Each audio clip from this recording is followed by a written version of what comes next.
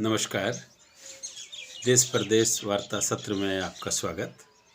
आज की वार्ता का विषय है भारत की अध्यक्षता में G20। 2022 के दिसंबर में भारत को G20 की अध्यक्षता सौंपी गई है। इसके पहले ये अध्यक्षता इंडोनेशिया के पास थी और भारत के बाद अध्यक्षता करने का मौका ब्राज़ील को मिलेगा।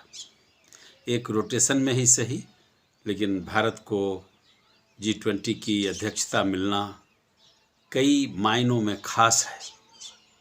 अगर हम G20 को जानें, उसकी बनावट को समझें और आज जो वैश्विक परिदृश्य है उस पर एक विहंगम दृष्टि डालें तो ऐसा लगता है कि सचमुच में ये भारत की अध्यक्षता अपने आप में महत्वपूर्ण है, जो चुनौतियों भरा है।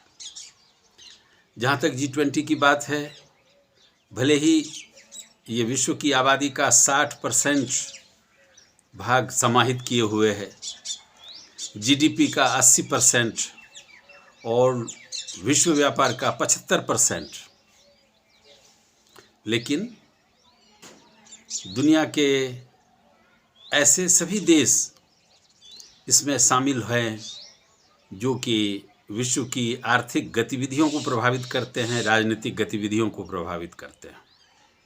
G5 संयुक्त राष्ट्र संघ की सुरक्षा परिषद के 5 अस्थायी देश जिन्हें वीटो का पावर है, वो इसके सदस्य हैं। और इससे आगे बड़े रूप में जो G7 और रूस के जुड़ने के बाद G8, वो सभी इसके सदस्य हैं। इसके अलावे 12 वह राष्ट्र जो इमर्जिंग वर्ल्ड पावर है, यूरोपियन यूनियन भी इसका एक 20वां सदस्य है। इस बनावट से यह स्पष्ट होता है कि G20 का मायने क्या है। जहाँ तक आज के विश्व परिदृश्य की बात है तो ये आसानी से समझा जा सकता है। पोस्ट कोविड इरा जो दुनिया के लिए अपने आप में एक चुनौती है। विश्व की आर्थिक गतिविधि बुरी तरह प्रभावित हुई है। रूस यूक्रेन युद्ध के बाद पूरा विश्व इस बात के लिए चिंतित है कि कैसे ये युद्ध रुके। अमेरिका और यूरोपियन यूनियन के देश, नाटो जहां यूक्रेन के साथ खड़े हैं और रूस को हमलावर साबित करने की कोशिश कर रहे हैं, वहीं रूस इसे अपने राष्ट्रीय हित में किया गया अपना एक बड़ा सैनिक कार्रवाई कहता है। लेकिन यह सच है कि इसने दुनिया को प्रभावित किया है। युद्ध को किसी भी रूप में न्यायोचित नहीं कहा जा सकता। भारत के प्रधानमंत्री ने भी स्पष्ट किया कि ये जो काल है, ये जो समय है, ये युद्ध का नहीं है। युद्ध का विकल्प ढूंढे जाने की जरूरत है।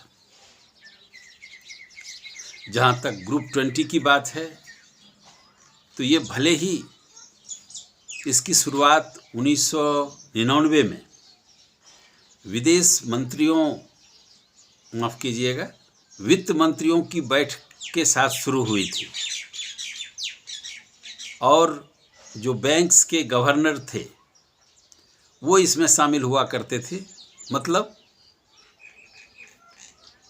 G20 मोटे रूप में आर्थिक गतिविधियों तक सीमित था विश्व परिदृश्य में। लेकिन 2008 में अमेरिका की अध्यक्षता के साथ ही इसमें सिर्फ वित्त मंत्री नहीं, सिर्फ बैंकों के गवर्नर नहीं, राष्ट्राध्यक्ष भी शामिल हुए। और तब से लगातार G20 के समिट में राष्ट्राध्यक्ष भागीदारी देते हैं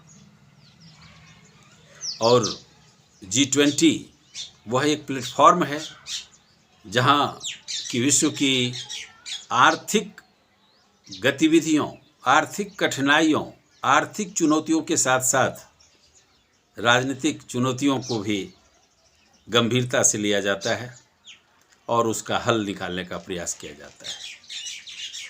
अब रही भारत से उम्मीद की बात।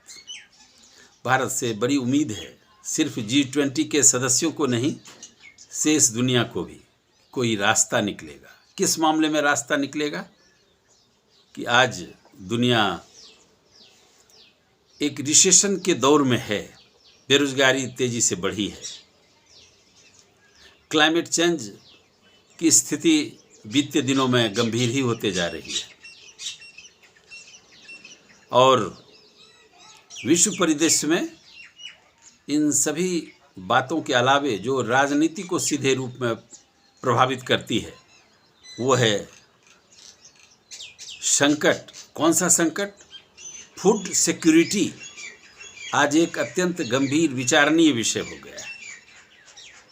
इसके साथ साथ जो